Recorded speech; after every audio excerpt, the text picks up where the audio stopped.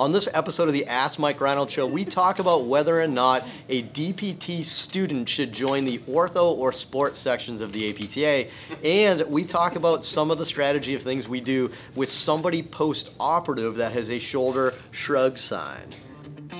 The Ask Mike Reinold Show. Helping people feel better, move better, and perform better.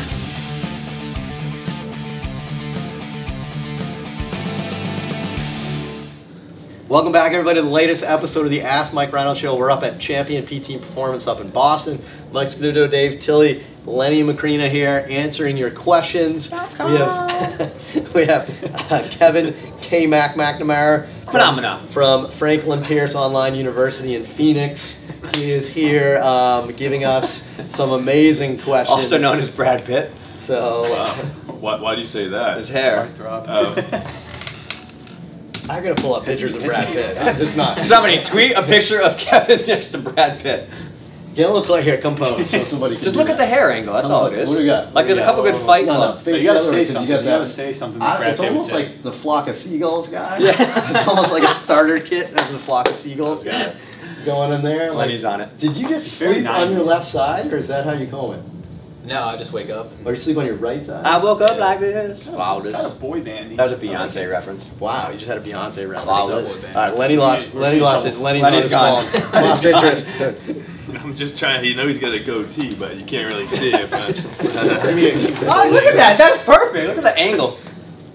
Wow, Brad Pitt's looking old, by the way. Wow. Anyway, all right. Yeah. What are we here for? K-Mac, take it away. What do we got for questions today? All right, we got Lisandro from Illinois.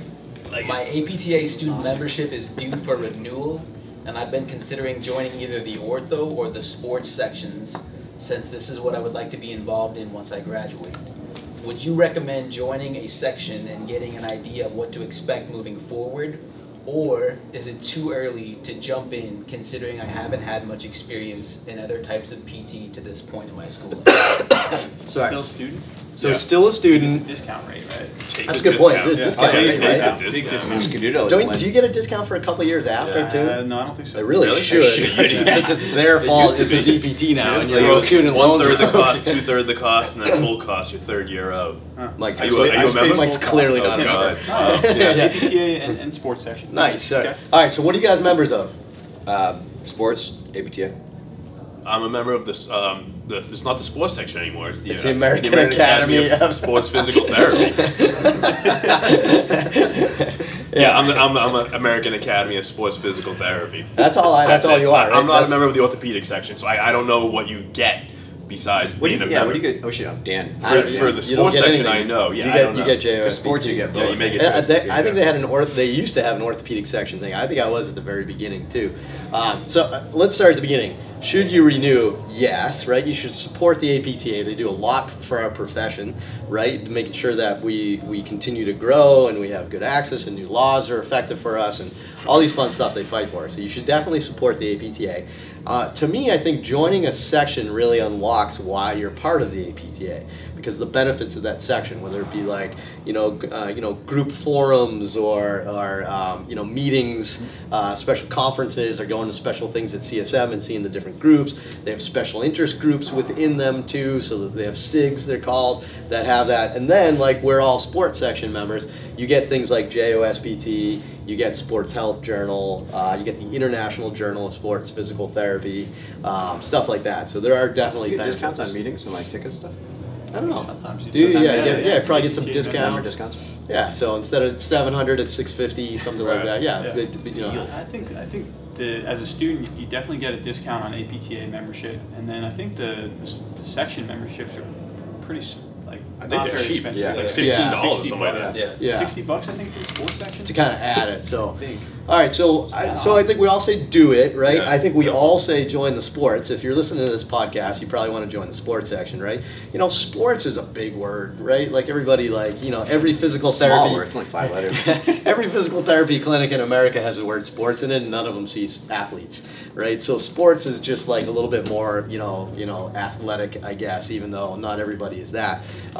What's the difference between the ortho and the sports section, Len? Like, you have a lot of APTA It seems to be a little bit more musculoskeletal back, and I don't know. I honestly don't know. I don't really dive into the orthopedic. Yeah, Dan. If Dan was here, he's on his month-long sabbatical in South America. No, he's not. But I just know sports section to me gives me the journal, really top-notch journal. I love Sports Health Journal because it combines all the different disciplines: ATC, MD, PT, primary care. So you're getting 4 like disciplines all in one journal that are all writing topics very relevant to what we do every day. So to me, it's worth it just with that. And then JOSPT and International Journal of Sports PT that Mike Voigt puts out. To me, top-notch journals that you definitely need to stay on. I don't know what orthopedic section is. Generally, it's more of a generalized it's more orthopedic. broad. You know, like what you see maybe day-to-day in a clinic, so that might be valid for you, but to me, what we do and the journals that you get, to me, is top-notch. I seem to remember a lot more, sorry to interrupt, but a lot more like whiplash, chronic low back pain. Yeah, that kind of stuff. Yeah, and that's fine. That's we see a lot of that, but to me, the sports research that's coming out, the journals that you get. Ortho's very like non-athletic musculoskeletal versus like athletic musculoskeletal. I feel like it's also a little bit more academic than clinical at times, but that could be a misconception, and it changes every year. And I haven't been a member of the ortho section for a long time.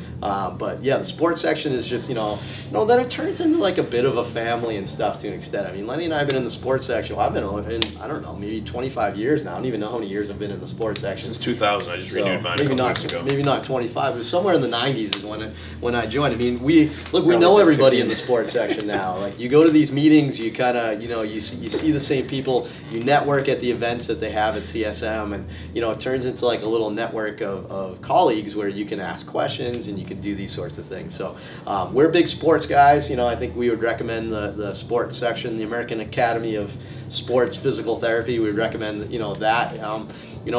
But if you're more ortho and you don't treat any sports, then the ortho would be a good one. Yeah. So what else? You guys got anything else? I'd say also if it's financial consideration, they offer like a flex pay, so you can do it in like 4 different payments for your membership. So it makes it a little easier. Remember that first year at PT school? Yeah, exactly. Loans kick in.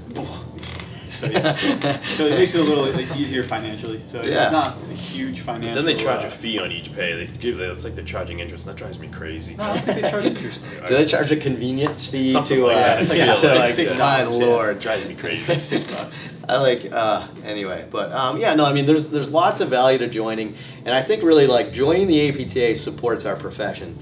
Joining a section, or the academies now that they're calling it, I think helps define and kind of gives you like a focus group of something that you can kind of build upon a little bit there. So if sports, don't get me wrong, is quite orthopedic. It's just like athletic orthopedic. Right, and in the ortho section just isn't athletic. So if you have any if you want to work with the athletic population, the sports probably covers everything you need. So good. Anything else? Any other advice? K-Mac, are you a member? Sports and ortho. Oh, all right. So what? Double dipping. So you've probably been the most current ortho member. What do you get for being in the orthopedic section right now? JOSPT. Another one, you get one there. I don't think there's anything else. That's kind of where I go to right They used to have like a little monthly newsletter that had some stuff, but I do know that. So so that's another thing. I mean, if you're gonna pick, I mean, you're certainly, I don't know, I don't see the benefit of being a member of both. I don't either. I had to do it for a residency application.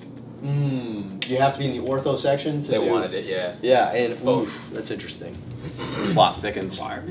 Yeah, that's weird. Yeah, but I guess so. What red? I'd rather be in the... Maybe you don't want to be in that red. yeah. Next episode. Don't tell us what it is. But yeah, no, interesting. So yeah, no, I definitely recommend we do it. So good, awesome. Was that 2? No, we got one more. Oh, we got one more. Sorry. So the next one is Ben from Iowa. What are your go-to exercises for patients who display shoulder hiking when they're beginning their strength exercises, status post, rotator cuff repair, labral repair, or total shoulder arthroplasty? I teach them the Michael Jackson Thriller. Is that heaven? No, it's Iowa. Field of Dreams. Is that a thing? That was a quote. Is that a thing?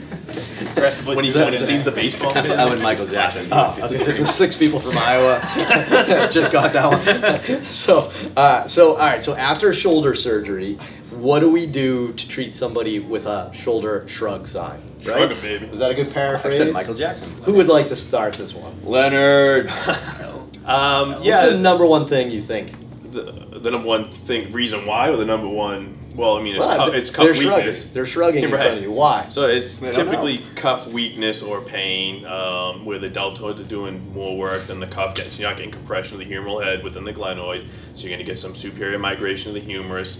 The deltoids are a bigger muscle group, so to overcome that, they can't overcome gravity.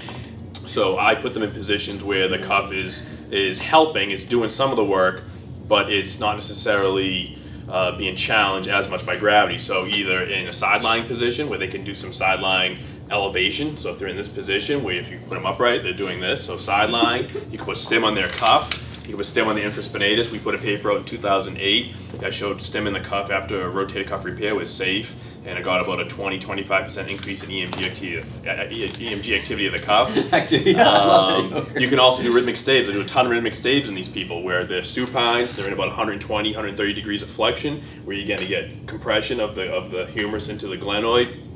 And you're going to get the deltoids and cuff kicking in at the same time. You're going to get compression of the humerus within the glenoid, so you're not going to get hiking. So you can do that with stim. You can do that with rhythmic stabilization. So right there, that's at least 3 exercises where you can definitely get gravity minimized or gravity not as much involved, and still get them elevating and not necessarily get the hike. Oh, the wheels are falling off. That was just a classic Lenny show. Did I act all that out? That was just a classic, amazing Lenny show. I think I've given that. So rhythmic stabilizations do this to the shoulder. They relocated, dislocated anterior shoulder. You're gonna get compression of the. There's just sideline. There was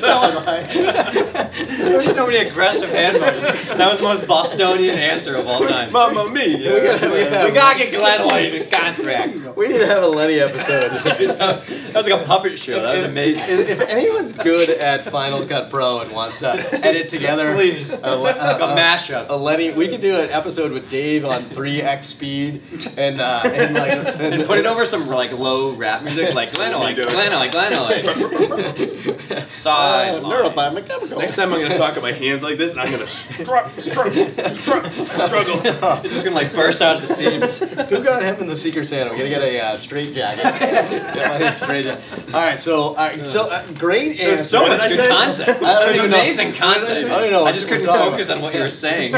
All right, so great episode on that. All right, there's one other thing though, and somebody else, let's see, take it here. So you have a shoulder shrug after a shoulder surgery. It could be rotator cuff dysfunction, or it could be capsular stiffness. It could be stiffness, so a joint hypomobility. So how do you tell the difference? Capsular testing versus passive and active range? Yeah, passive and active range is probably the number one, but even still, that's not 100%. But yeah, I mean, it's still, that's part of it, right? Arthroscopy. So, but no, yeah. So the other thing is it could be hypomobility. So in addition to all the great things Lenny said, was just make sure you're checking for hypomobility of the capsule as well, because they could be having some hypomobility issues, right? That's pretty common, especially somebody immobilized after a labral repair. It could be a hypomobility from just capsular tightness alone, or it could just be over tightening from the surgical procedure. So keep that in mind too. But sometimes it's a passive range of motion issue, and sometimes it's an active rotator cuff issue. Why people shrug? Okay, makes sense. Awesome, great, good episode. Thank you, Lenny. Good job, everybody. You're gonna do some rhythmic staves. AKA Crocodile Rose. It'd be awesome. I'm pretty violent with my rhythmic stave. Awesome. If you would like to see more Lenny violent rhythmic stabilizations, ask more questions related to that, you can head to MikeReinold.com, click that podcast link, and ask us some questions in the forum. And please head to iTunes, rate, review, and subscribe, and we'll see you on another episode. Thank you so much.